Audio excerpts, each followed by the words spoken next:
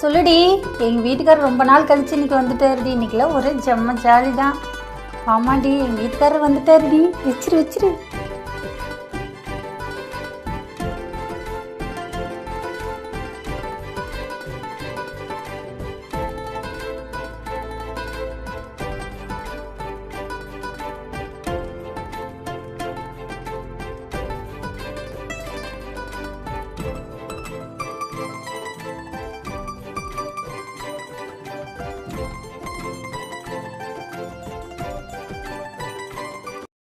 என்னங்க, என்னாச்சு?